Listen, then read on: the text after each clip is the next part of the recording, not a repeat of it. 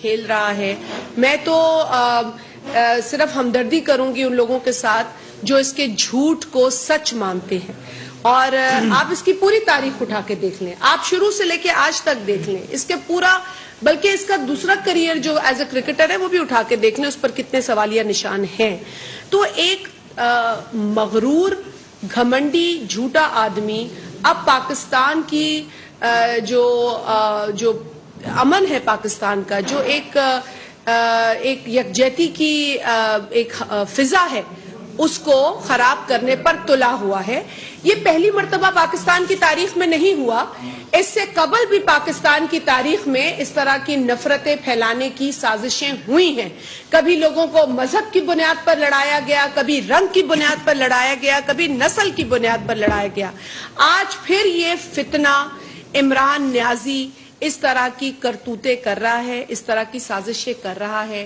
اس نے لوگوں کی گھروں میں جھگڑے ڈلوا دیے, اس نے دوست کو دوست سے لڑوا دیا, اس نے جس طرح کی ڈس سروس اس پاکستانی سوسائٹی کے لیے کی ہے وہ شاید کبھی کسی نے نہ کی ہو. میں نے پہلے بھی اپنی ایک پریس کانفرنس میں کہا تھا کہ بدتمیزی کرنا آتی ہے لوگوں کو, گالی دینا آتا ہے لوگوں کو, اور ان مخالفین کو بھی آتا ہے جن کو یہ گالیاں دلواتا ہے. لیکن ہر شخص جو ہے اپنی تربیت اور اپنے جو ویلیوز ہیں اس سے مجبور ہے, کیونکہ یہ ہمیں نہیں سکھایا گیا کہ لوگوں کو کا گریبان پکڑو, لوگوں کو ماں بہن کی گالی دو یا ان کو ذلیل کرو ان کے گھر والوں کا نام لے کر, یہ ہمیں نہیں سکھایا گیا. لیکن عمران خان چونکہ کوئی فیملی ویلیوز اس کے پاس ہے نہیں, اس کو فیملی کا پتہ نہیں ہے, آج بھی اس عمر میں بھی وہ ایک بیچلر کی طرح زندگی گزار رہا ہے, اس کے اوپر اپنے بچوں کی ذمہ داری ہے نہیں. آپ لوگ یہاں بیٹھے ہیں, آپ کے جو گھر ہے جس میں بچے ہیں, آپ لوگ خود بھی اپنے گھروں کی ذمہ داریاں نبھاتے ہوں گے, بچوں کی اسکول کی فیسیں دیتے ہوں گے, گھر کا خرچہ اٹھاتے ہوں گے. اس شخص نے تو کبھی اپنا خرچہ نہیں اٹھایا, یہ اپنے گھر کا خرچہ کیا اٹھائے گا. ساری زندگی تو دوستوں کی جو ہے وہ پیسوں پہ پلتا رہا ہے. پھر اس کے بعد اس نے اے ٹی ایم مشینیں جو ہیں وہ اپنا لی. اے ٹی ایم مشینوں کو جب حکومت میں آیا تو ان کو فیضیاب کیا تاکہ جو ان کا قرضہ اس پر چڑھا ہے وہ کسی نہ کسی طریقے سے اتارے, کیونکہ فیور لیتے ہو تو فیور واپس بھی کرنا پڑتا ہے. یہ تو اپنے کھانے کا بل نہیں دیتا, یہ تو اس طرح کا آدمی ہے. آپ نے اس کی تصاویر دیکھی ہوں گی کہ کھانا کھا رہا ہے, اگلا بندہ اس کا منہ دیکھ رہا ہے. تو یہ تو اس کی ویلیوز ہیں.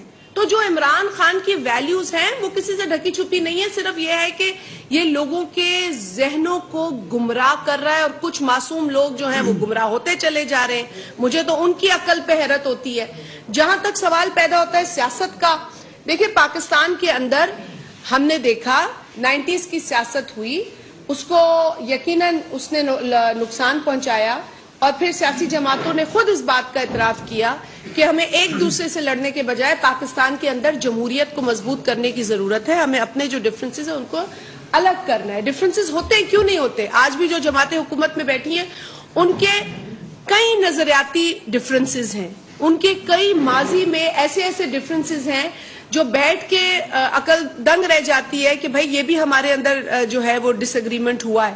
لیکن پاکستان کے لیے, پاکستان کی سالمیت کے لیے, پاکستان کے اندر سٹیبلٹی کے لیے, پاکستان کے امن کے لیے, جب ہم افغانستان کے امن کی بات کرتے ہیں تو ہمیں پاکستان کا امن بھی پیارا ہونا چاہیے. جب ہم دنیا کے امن کی بات کرتے ہیں تو ہمیں پاکستان کی استحکام کا بھی سوچنا چاہیے. اور یہی وجہ ہے کہ ڈفرینسز کے باوجود رواداری کی سیاست کو پروموٹ کرنے کی کوشش کی جا رہی ہے, جس کے نتیجے میں ہماری خواہش یہی ہے کہ پاکستان سٹیبل ہو. یہ ملک ہے تو ہم ہیں, یہ ملک ہے تو میں آپ کے ساتھ بات بھی کر رہی ہوں, یہ ملک ہے تو یہ عمران خان اپنی سیاست چمکا رہا ہے, یہ سستی شہرت کے لیے لوگوں کو گالیاں دے رہا ہے. یہ ملک ہے تو یہ سب کچھ ہو رہا ہے. اور اس شخص کو یہ سمجھ میں نہیں آتا. اب وہ نہیں بھی آتا کیونکہ اس کا جو امیڈیٹ خاندان ہے وہ تو یہاں رہتا نہیں, بچے اس کے یہاں رہتے نہیں ہیں, امپورٹڈ کا یہ جو ہے وہ بین بجاتا رہتا ہے. لیکن اس کے اپنے بچے بغل میں دیکھے, بھائی تیرے اپنے بچے کہاں رہتے ہیں, کہاں پلے, کہاں بڑے, کہاں کا کھا رہے ہیں. اور ایک طرف کہتا ہے امپورٹڈ, دوسری طرف ویسٹ کی مثالیں. ویسٹ کے اخلاق سے بڑا واقف ہے. ویسٹ کے جن اخلاق سے عمران خان واقف ہے وہ اخلاق اللہ کسی کو نہ دے. ایسے اخلاقیات کی, ایسی مورالٹی کی کسی کو ضرورت نہیں ہے. ہم اپنا ایمان, اپنا دین اپنے پاس رکھتے ہیں, ہمیں اس کی نمائش کرنے کی ضرورت نہیں ہے. ہمارا حصہ یہ جانتی ہے آنکھوں پہ پردہ کیوں پڑ جاتا ہے لوگوں کے, اس کے ماضی نہیں پتا. آج تک اس کی تصاویر وہ خاتون جو میکسویل ہے, جو چھوٹی بچیوں کی ٹریفکنگ میں پکڑی گئی, جو گرفتار ہے آج مغرب میں, جس کا یہ مثالیں دیتا ہے, یہ اس کے ساتھ دوستی تھی اس شخص کی. تو اب میں اس کی اخلاقیات پہ تو جتنا بھی بات کروں وہ کم ہوگا. اس کو آ کے جو قوم سے خطاب کرنا ہوتا ہے اس میں اپنی اخلاقیات اور دوسروں کی اخلاقیات پر درس دیتا ہے, خطبے دیتا ہے. لیکن یہ شخص خود کتنا گھنونا ہے یہ جانتا ہے. وہی شخص ایسی باتیں کرتا ہے جس کو اپنا پتا ہے. بہرحال کیونکہ آج سیاسی صورتحال جو ہے اس پر بھی بات کرنی ہے آپ سے, اور جو ہم نے دیکھا ہے کہ 22 تاریخ کو پنجاب اسمبلی میں تمام تر کارروائی ہوئی ہے. وہاں پر آپ نے دیکھا کہ نئے چیف منسٹر کے انتخاب کے لیے الیکشن ہوا, اور یہ انتخاب عمل میں آیا. اس انتخاب کے بعد جو سیٹس میرا خیال ہے 20 سے زائد سیٹس کے اوپر نااہلی کا فیصلہ عدالت عظمیٰ نے سنایا تھا. اس کے بعد جو بائی الیکشنز ہوئے اس کے نتیجے میں جو لوگ کامیاب ہوئے, ان کے حلف کے بعد یہ چیز سامنے آئی 22 تاریخ کو. آپ کو یہ بھی پتا ہے کہ 22 تاریخ کو ہی صوبائی اسمبلی پنجاب کے اندر ایک شخص جو اوتھ لے رہا تھا, جس پر واقعی, کیونکہ میرے ساتھ بیرسٹر مرتضی وہاب صاحب بیٹھے ہیں, اس قانونی نقطے پر یہ بھی اتفاق کریں گے کہ ایک شخص جو کہ قومی اسمبلی کا رکن ہے وہ صوبائی اسمبلی کی رکنیت کا حلف اٹھا رہا تھا. اور جب وہاں پر ایک قانونی پوائنٹ آف ویو دیا گیا, وہاں پر میرے خیال ایڈوکیٹ جنرل پنجاب نے, وہ وہاں موجود تھے, انہوں نے یہ نقطہ اٹھایا. تو جو اسپیکر اس وقت تھے مزاری صاحب, جو اسپیکر کے فرائض انجام دے رہے تھے, تو مزاری صاحب نے اس نقطے کو بھی سنا, کیونکہ پہلے وہ اناؤنس کر چکے تھے اوتھ کا, لیکن یہ ٹیکنیکل جو پوائنٹ تھا لیگل, یہ بعد میں اٹھایا گیا. وہ سننے کے بعد بھی انہوں نے کہا میں کسی بھی شخص کو جو ایک جماعت سے تعلق رکھتا ہے اس کو میں محروم نہیں کروں گا اس کے رائٹ سے. اور وہ ٹھیک ہے, وہ ٹیکنیکلٹی اپنی جگہ ہے, لیکن انہوں نے رولنگ دی, تو ان کی رولنگ جو تھی وہ سامنے آ گئی اور انہوں نے ووٹ دے دیا. بہرحال اب وہاں ووٹنگ کے بعد آپ کو پتا ہے کہ اسپیکر صاحب نے پھر ایک خط پڑھ کے سنایا.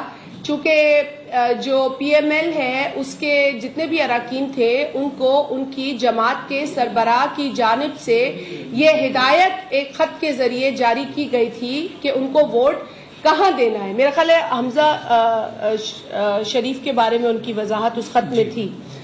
تو انہوں نے باقاعدہ کہا کہ حمزہ شہباز شریف کو میری جماعت کے جتنے اراکین ہیں وہ ووٹ ڈالیں گے.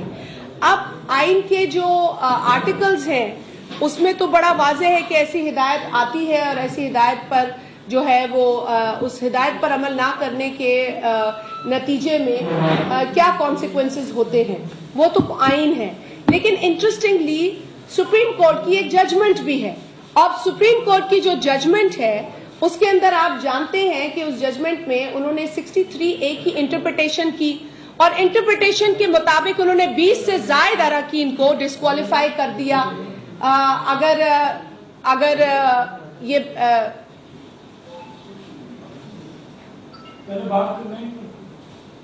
تو انہوں نے 20 سے زائد لوگوں کو ڈسکوالیفائی کر دیا, اگر آپ لوگوں کو یہ بات یاد ہو. اچھا, اب معاملہ آ جاتا ہے سپریم کورٹ کی اپنی جو فیصلہ ہے اس کی انٹرپریٹیشن کا. اب جو ان کا وہ فیصلہ تھا وہ صحیح تھا یا غلط تھا, کیونکہ جو کارروائی پنجاب اسمبلی میں 22 تاریخ کو ہوئی ہے وہ اسی عدالت کے فیصلے کی روشنی میں ہوئی ہے. تو اگر عدالت کا فیصلہ ان 20 سے زائد اراکین کے لیے درست تھا, تو پھر یہاں پر جو خط موصول ہوا ہے چودھری شجاعت صاحب کا بطور سربراہ پی ایم ایل, وہ خط درست نہیں ہے. یہ عجیب بات ہے. اور اگر عمران احمد نیازی بطور اپنی جماعت کے سربراہ کے اسی طرح کا خط اپنی جماعت کے لوگوں کو لکھتے ہیں, جو کہ بنیاد بنتی ہے ان لوگوں کے ڈسکوالیفیکیشن کی اور ووٹ خارج ہونے کی, تو پھر وہ صحیح اور یہ غلط کیسے ہو سکتا ہے؟ اب یہ تو دو خط ہیں. ایک خط جو ہے وہ مہان ہے اور دوسرا خط جو ہے اس کی کوئی اوقات نہیں ہے. تو یہ تو دو معیار ہے, دوہرا معیار بڑا واضح ہے. تو میں سمجھتی ہوں کہ ان چیزوں کو ہم نے پہلے بھی کلیئر کیا ہے, ہم ایک بار پھر کلیئر کرنا چاہتے ہیں کہ یہ دو خط ایک ہی جیسے خط ہیں. ایک خط عمران احمد نیازی نے بطور سربراہ پی ٹی آئی لکھا, دوسرا خط چودھری شجاعت نے بطور پی ایم ایل کے سربراہ ہونے کی حیثیت سے لکھا, اور دونوں خطوط کے اندر اپنے اراکین کو واضح جو ہدایات تھی وہ موجود ہیں. لیکن یہ وہی بات ہے نا کہ تمہارا کتا کتا اور ہمارا کتا ٹامی, تو بات تو وہی ہے. اب اس کو کیوں جو ہے وہ اس دوسری نظر سے دیکھا جا رہا ہے؟ یہ پاکستان کے اندر سلسلہ ختم ہونا چاہیے, اور یہ جو لاڈلے کا سلسلہ چلا ہے نا, یہ ختم ہونا چاہیے, کیونکہ ہم سب اس ملک کے لاڈلے ہیں. یہ عمران احمد نیازی صرف نہیں ہے جو بک بک بک بک بک بک اپنی بند نہیں کرتا, کبھی کسی کا گریبان پکڑتا ہے, کبھی کسی کی داڑھی کے جا کے نوچتا ہے. اب ہم اسے یہ نہیں کرنے دیں گے. میں نے اس کو پہلے بھی کہا تھا اپنی پریس کانفرنس میں, اگر بکواس کرو گے تو بکواس سنو گے, گالی دو گے تو تمہارے جیسا ہم رویہ تو نہیں کریں گے, پر گالی ہم بھی دے سکتے ہیں اور ہم دے کے دکھائیں گے. ہمارے کارکنان بھی ہیں. تم جب ہوتا ہے لوگوں کو انسٹیگیٹ کرتے ہو, اس ملک کی معیشت کا تم نے حال کیا 4 سالوں میں. فرح گوگی کے لیے تم آ کے آنسو بہاتے ہو کیمراز کے آگے, تمہیں شرم نہیں آتی؟ بجائے اس کے کہ تم یہ بتاؤ کہ 4 سالوں میں تم نے کیا یہاں پر کارنامے انجام دیے. توشے خانے کے تحائف بیچ بیچ کے تم نے اپنے خزانے بھرے. 2 لاکھ روپے یہ دیتا تھا جب یہ وزیر اعظم نہیں بنا تھا. یہ وزیر اعظم بنا پہلا سال اس نے 1 کروڑ ٹیکس دیا ہے. 2 لاکھ ٹیکس سے 1 کروڑ ٹیکس میں اس نے چھلانگ لگائی ہے. یہ تقریباً 6000% کا اضافہ ہے. بھائی ہم کوئی پاگل ہیں؟ یہ تم کر کیا رہے اس ملک کے ساتھ؟ 4 سالوں میں تم نے لوگوں کو نچوڑ کے رکھ دیا. آئی ایم ایف کے سامنے تم لیٹ گئے. ان کی شرطیں تم نے ایسے مانی ہیں جیسے کوئی سسرالیوں کے آگے جب دلہن لینے جاتا ہے تو لیٹ جاتا ہے. تم نے ایسے وہاں پہ کام کیا. بے شرم شخص ہے یہ, بے شرمی کا مظاہرہ روز کر رہا ہے. مجھے صرف حیرت اس بات پہ ہوتی ہے کہ ہمیں یہ بات سمجھ میں کیوں نہیں آ رہی, کچھ لوگوں کو, سب کو نہیں, کچھ لوگوں کو, کہ یہ شخص جھوٹا شخص ہے.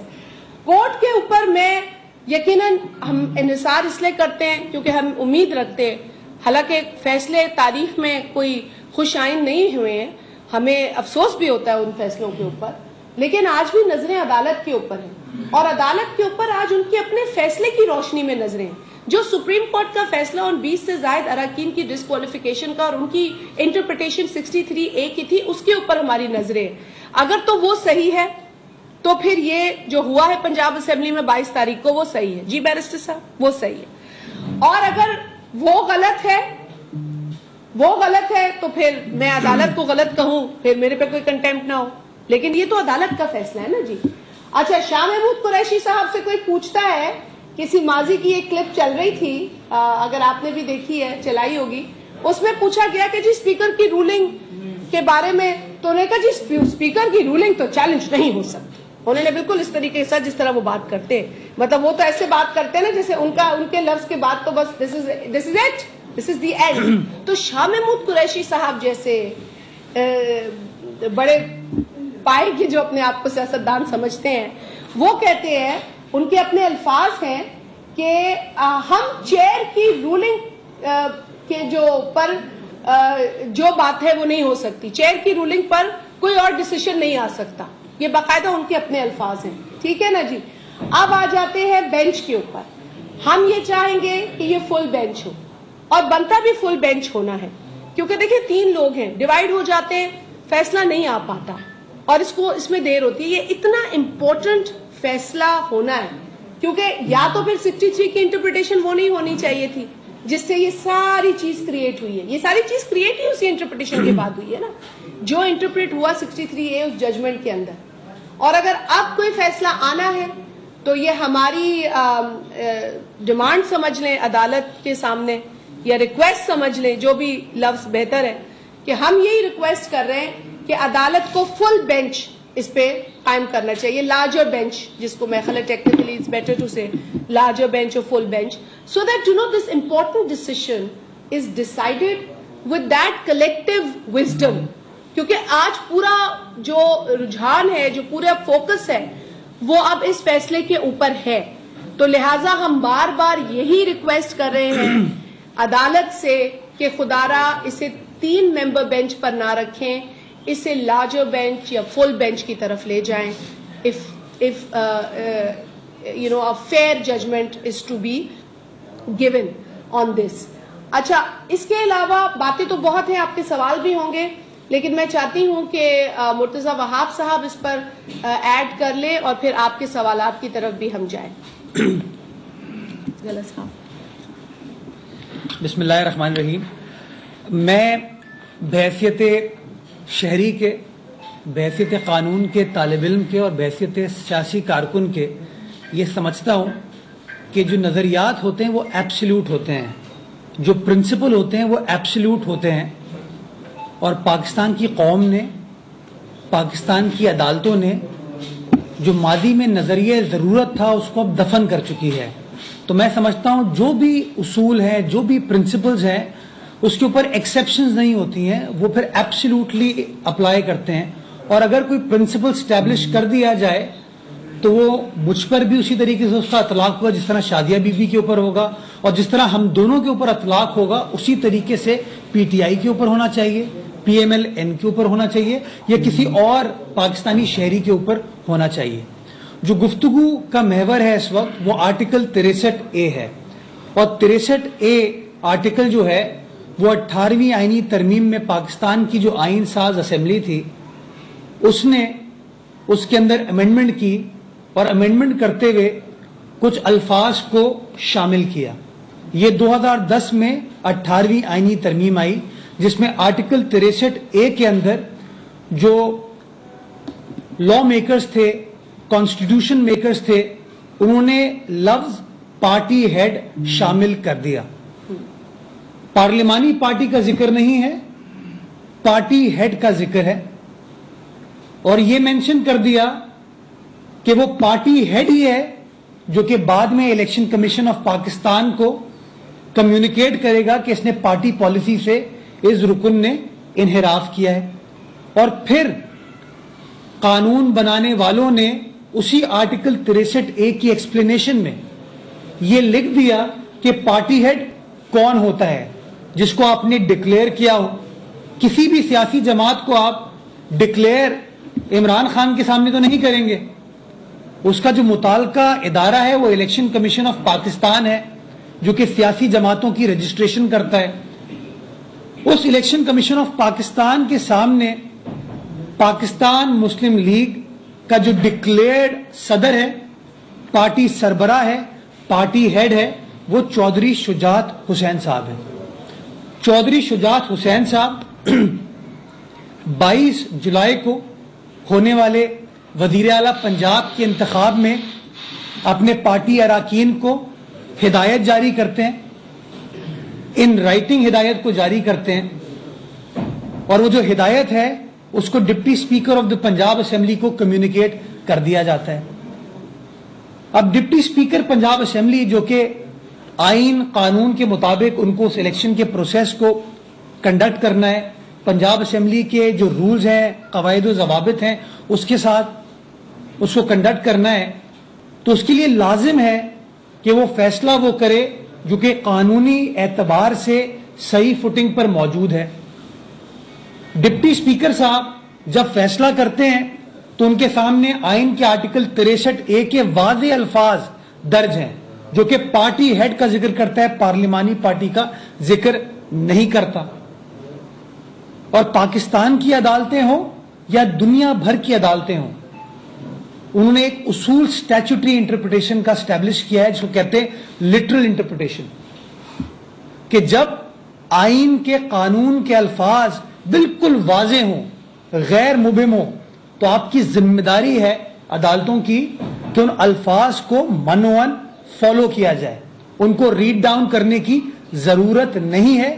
یہ اسٹیبلش پرنسپل آف لا ہے پاکستان میں بھی اور دنیا بھر کی جورسپروڈنس میں. ڈپٹی اسپیکر صاحب آئین کے آرٹیکل 63A کے حوالے سے جب واضح الفاظ دیکھتے ہیں وہ فیصلہ کرتے ہیں. اس کے علاوہ